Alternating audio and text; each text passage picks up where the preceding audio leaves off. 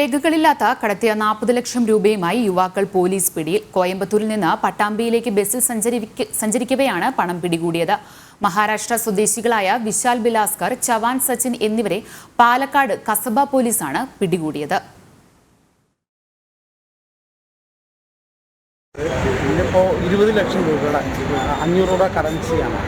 ഇപ്പോൾ 40 ഉണ്ടായിരുന്നു.